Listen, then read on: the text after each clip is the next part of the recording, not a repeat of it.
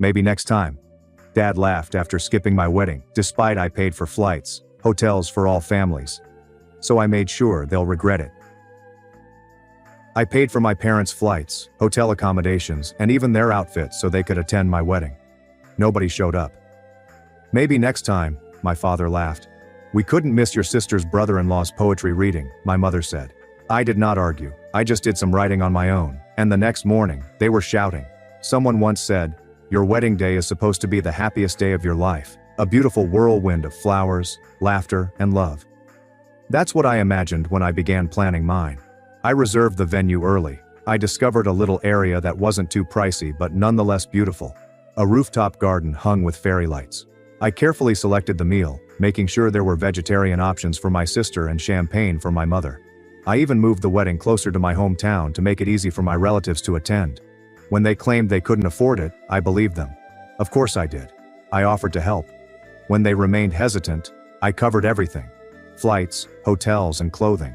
I paid for everything, including my sister's spouse, so she didn't have to fly alone. I told myself it was worthwhile. That family shows up when it counts. I hadn't realized that showing up meant something completely different to them than it did to me. I woke up early on the wedding day. My best friend, who I grew up with and used to trade Pokemon cards with on the sidewalk, texted that he and his partner had arrived safely. They had booked their own tickets and paid for their own accommodations. There was no drama. Everyone was just thrilled to be there. Meanwhile, I was refreshing the airline app for my folks' trip. Landed on time. Good, I thought. They are on their way. I stood in the dressing room, peering out the window every few minutes like a nervous teenager anticipating a date. The officiant arrived at 3 o'clock, smiled pleasantly and said, just checking to see if we're ready. I responded, we might need a few more minutes. Maybe they hit traffic. Maybe their phones died. When I called, it went directly to voicemail. I called again, and there was no answer. My makeup artist finished my hair. The photographer captured gentle images of my bouquet sitting beside the window. I grinned for the cameras. I checked my phone again. Still nothing. At 3:30, my best friend gently knocked and leaned inside. They're asking if you want to start. I stared at him, my throat tightening. My father was going to walk me down the aisle, he promised. Let's just give it 5 more minutes, I murmured, producing a painfully wide smile. He nodded, waited with me, and pretended he didn't notice my hands shaking. I called again. Voicemail.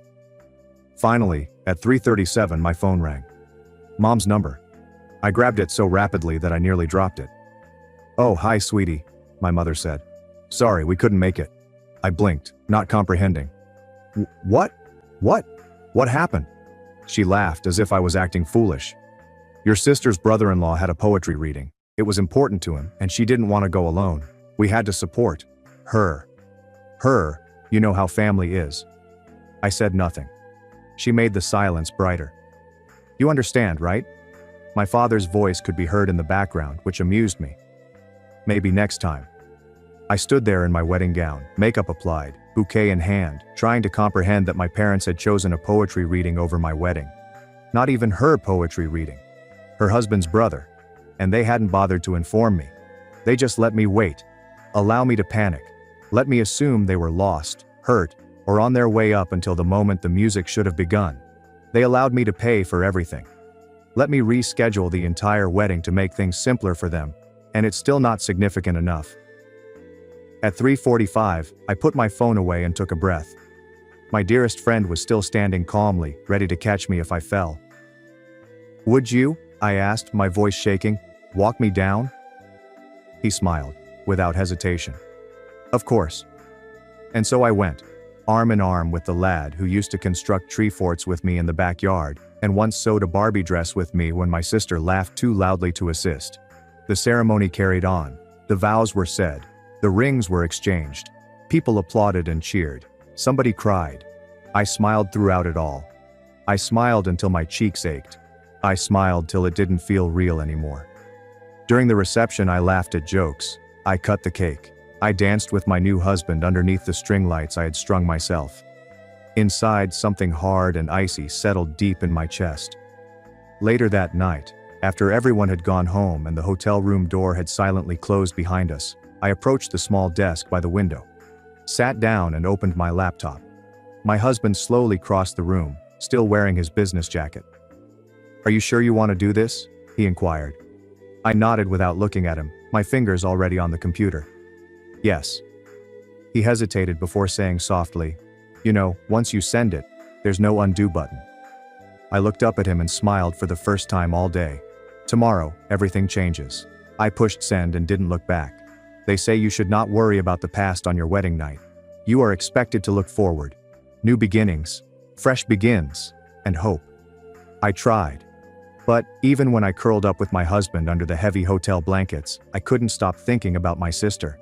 And what about all the years that have led up to this? My sister was 3 years older and 3 planets apart from me. She was the type of girl everyone gravitated toward in high school. The one with the brand name clothing, the shining hair, and the effortless laugh that made you feel pleased simply to be standing next to her. She was not kind. Not to those who didn't fit. Not for individuals like myself. I used to see that happen in the school hallways. A slight smirk here, a whisper behind a hand there. Sometimes it was clear, a big fake cough when someone walked by wearing thrift store sneakers. Sometimes it was so casual and rehearsed that you didn't notice. But I noticed. I also noticed it when she laughed. At me. Her parents dubbed her selective. They claimed she had standards. You can't expect her to be friends with just anybody, my mother once told me when I returned home crying after being left out again. You need to toughen up, my father added.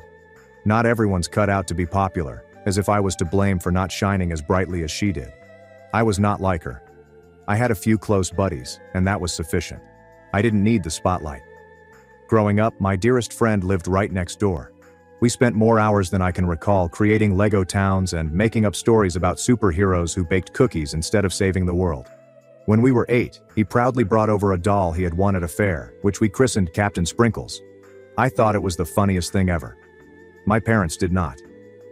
"Boys like that usually turn out funny," my father said, loudly enough for me to hear. "No wonder he prefers dolls to football," my mother joked over supper. It wasn't angry, simply dismissive and easygoing, as if they were discussing the weather. They did not hide their displeasure. Not when I chose my quiet, eccentric friends. Not when I valued books over makeup. Not when I was at home sewing posters for the science fair while my sister went to another sparkly party. At some point, I believe they stopped expecting much from me and started expecting everything from her. When we were teenagers, my sister became their trophy, homecoming queen, most likely to win. Every success she had was celebrated as a badge of pride. Every terrible act she committed was dismissed as a natural part of growing up. When she was discovered bullying another girl so viciously that she switched schools, my parents scarcely noticed. "Teenage drama," they explained. "Girls are mean sometimes. It's normal." When I received an academic scholarship from a local college, they scarcely noticed it. No brunch, no announcement to the neighbors. "Well, you were always the quiet one," my mother remarked, smiling vaguely as if that explained everything. I didn't realize I was already learning something significant. Our family's love was conditional. It was loud for her, but silence for me. It showed up for performance, not persistence. When I stopped acting for their attention, they stopped noticing me at all. As we grew older, the divide simply worsened. My sister sailed through life as if it were a stage designed only for her, with internships she didn't get and jobs she didn't keep. Regardless of how many times she fell, the net was always there. My parents praised, funded, and apologized on her behalf. Meanwhile, I worked. I took night shifts. I packed orders for my small online store. I paid rent when they said I was blessed to live at home, conveniently forgetting that I paid half the mortgage. And then, one summer, I met him, my husband. He was a few years older, more grounded, and the first person in a long time to not stare through me when my sister was in the room. He inquired about my work, not hers. When I spoke, he listened without interrupting. He made me feel as if I was enough, just as I was. I fell hard. When my sister met him for the first time, I noticed a spark of interest, as fleeting as a camera flash. She widened her smile, leaned in a bit too close as she laughed, and twirled her hair like she did when she liked someone. Later, she attempted to run into him without me. Later, she messaged him. Nothing obviously indecent, simply a casual, prepared request to hang together without the little sister there. He gently declined, and that should have been it. But it wasn't. Weeks later, she came to our parents in tears, portraying herself as the victimized person. "I saw him first," she explained. "It's not fair."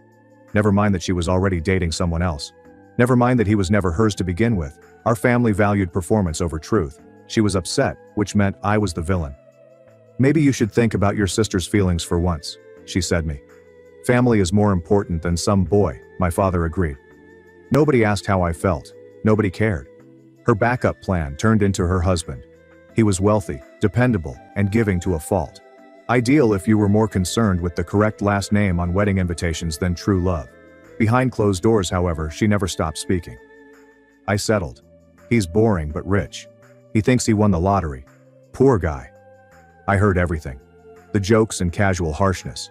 She had affairs. He would brag about it after a few drinks, and my folks just laughed it off.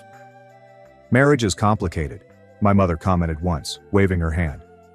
Boys are fragile, my father added. Let her have her fun. But this time, I was not going to be the quiet one who cleaned up her trash. This time, someone had to know the truth. Someone who did not deserve to be humiliated silently behind closed doors, as I had been for years. Perhaps it wasn't revenge. Perhaps it was a sign of solidarity. Maybe I was just choosing the side that no one else had ever taken. I closed my laptop and took a deep breath. Tomorrow would be different, and I would not apologize for it. I awoke to my phone buzzing against the nightstand, as if it was trying to get away. Still groggy, I opened one eye and noticed the missed calls piling up. 6 from home, 3 from mom's cell, and 2 from a number I didn't recognize but had a bad feeling about. I didn't respond. Instead, I rolled over, pulled the blanket over my head, and let the gentle hum of the hotel's air conditioning fill my ears. New life rule. If the situation is urgent enough, they can text. Sure enough, the texts followed. Call us right now. What have you done? Fix it. We need to talk. I placed the phone face down on the nightstand without reading the rest. Across the room, my husband moved, his hair messy, shirtless, and his wedding ring catching the morning light. Is everything okay? He muttered. Family's in crisis, I explained, yawning. It must be Tuesday. He snorted, then pulled the blanket over his head. By mid-morning, I had my first genuine inkling about what was going on. A text from my cousin, who had social awareness. Like a wet sponge. Hi, I heard your sister's spouse dipped. Crazy, the family is freaking out. Dipped. That was one way of putting it. Over the next 2 days, parts came in slowly, like a disorganized jigsaw puzzle missing half of its pieces. Following the poetry reading, my sister's husband appears to have seen the message I sent, or rather, the collection of screenshots, recordings, and documentation. Proof that his wife, whom he had supported through jobs she quit, leases she broke, and goals she never realized, had never appreciated him, laughed at him, or cheated on him. According to what I heard, there had not been a screaming match straight away. Just silence. A protracted, hazardous kind of silence. The type that implied the real damage wasn't even obvious yet. Within a few days, the fallout started to show. My sister's husband left peacefully, without causing a commotion. I filed the divorce papers at the end of the week, and with him vanished the imaginary safety net that my parents had never acknowledged they required. He ceased making payments to my parents' business. When unexpected expenses arose, they stopped paying down their mortgage. They stopped making polite excuses for why their bills were never fully paid on time. It was as if someone shut off a tap they hadn't even noticed they were drinking from. I made my own silent movements. I canceled the automatic payments I had set up 2 years ago to cover a portion of their utilities, emergency dental work, and a cosign for their car lease. I unlinked my accounts and withdrew my name from the joint emergency fund. I redirected my personal savings somewhere safer, somewhere I wouldn't feel guilty about utilizing. I didn't announce it. There are no major clashes, just a quiet, vanishing act. The trouble with financial disaster is that it does not happen all at once. It leaked. First, credit card minimums are missed. Then, business invoices are paid late. Then suppliers begin calling rather than sending courteous reminder emails. The bank then regrets to notify you that your request for a second line of credit has been denied. It was a lengthy, agonizing process, just as they had allowed their treatment of me to fester over the years. Small neglects, insults, and betrayals continued until the entire foundation rotted through. I spent a lot of evenings simply sitting with it, the solitude, the absence, the peculiar anguish of breaking free from something you'd spent your entire life pursuing. I always imagined that letting go of my parents would be like falling over a cliff. It did not. It was like unclipping a weight from my ankle. I was not falling. I was floating. But that doesn't mean it wasn't painful. There were quiet moments when the pain struck harder than I imagined.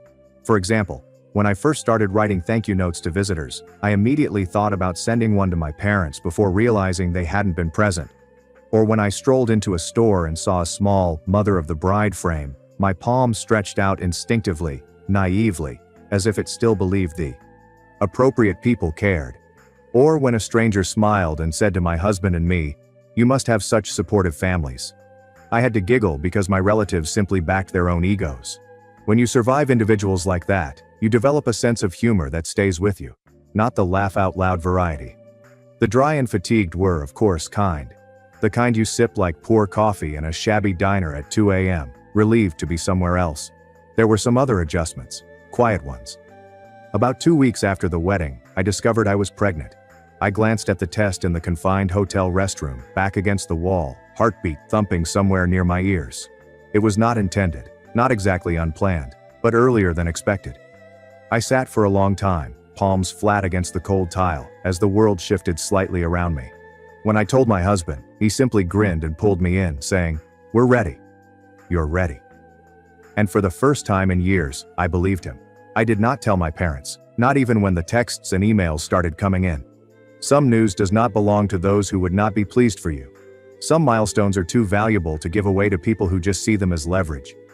Meanwhile, their circumstances deteriorated. I didn't check for updates, but I wasn't deaf either. Cousins gossiped. Curious texts were exchanged by elderly neighbors. The family group chat, which had long been silenced, buzzed with secondhand worry. Business revenue decreased. A few vendors backed out of negotiations. The bills piled up.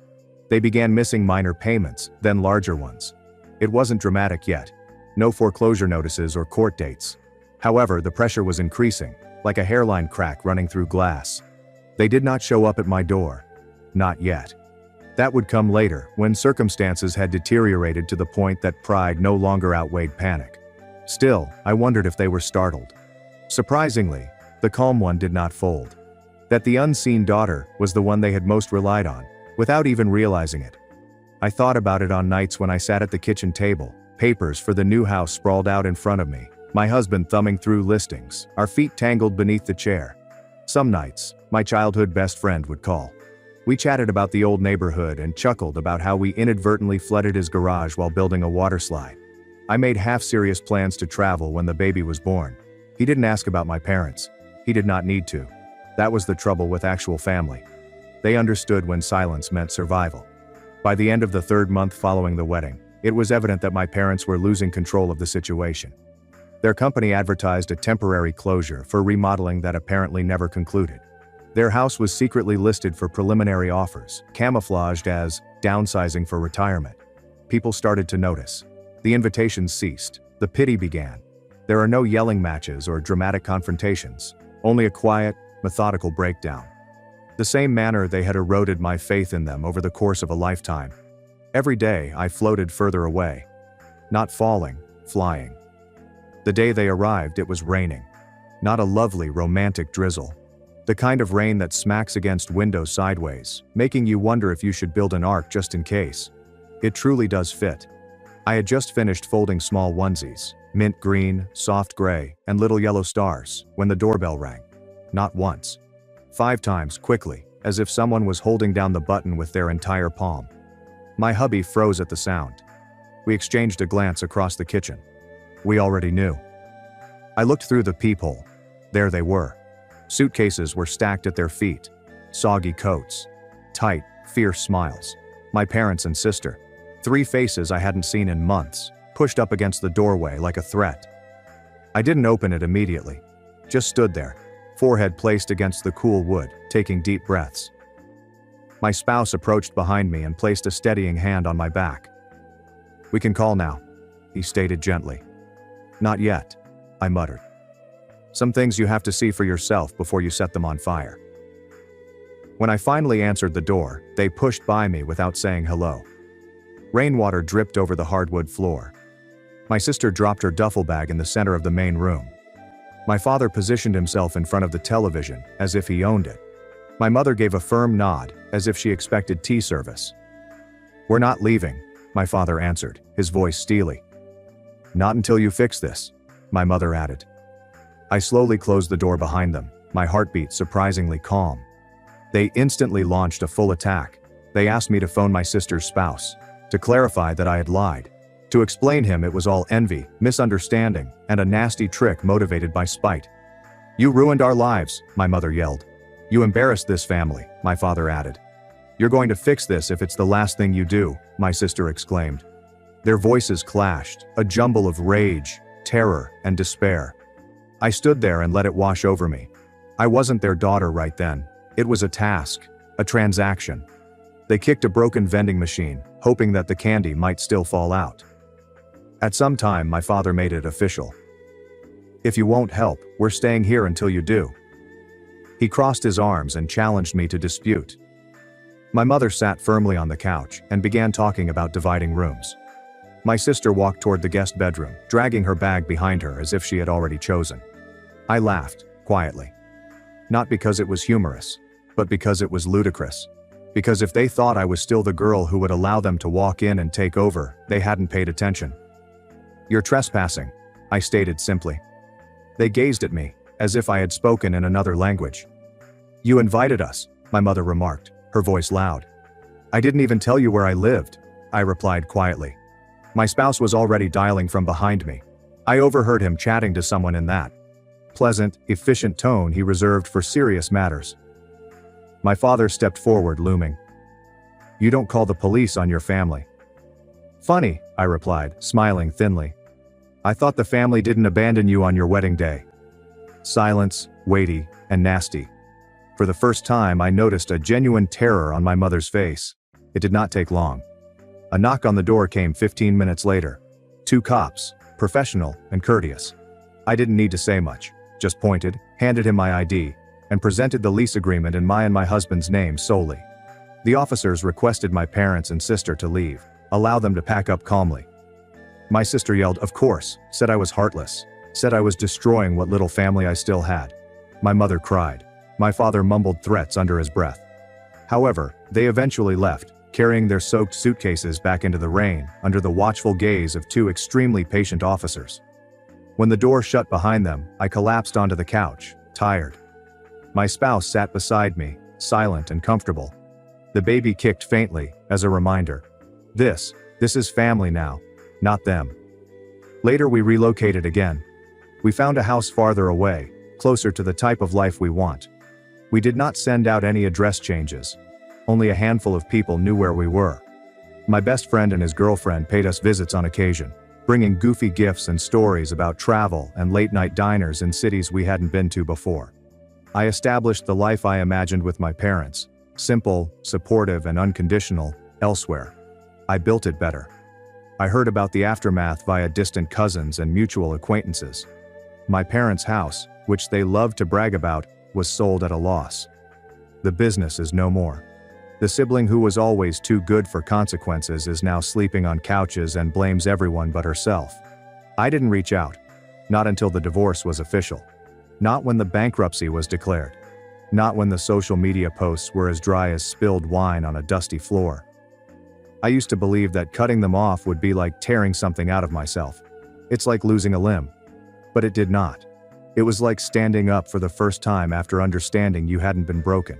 You were simply seated in the wrong place all along. I still keep the small mint green onesie folded away in a drawer. The first one I purchased. The one I was too terrified to tell anyone about. The one I understood I didn't need their approval for. My child will never believe that love can only be earned by being useful. She'll never feel small within her own home. She'll understand what family really means. And the best part, they'll never know her name. Sometimes I wonder whether I've gone too far. If sending that message, shutting them off, and calling the police were truly required. But then I remember the girl I used to be. The one who continued to forgive. The one who remained hopeful. And I realized that I did not go too far. They just never expected me to go far. Still, I'd want to know what you think.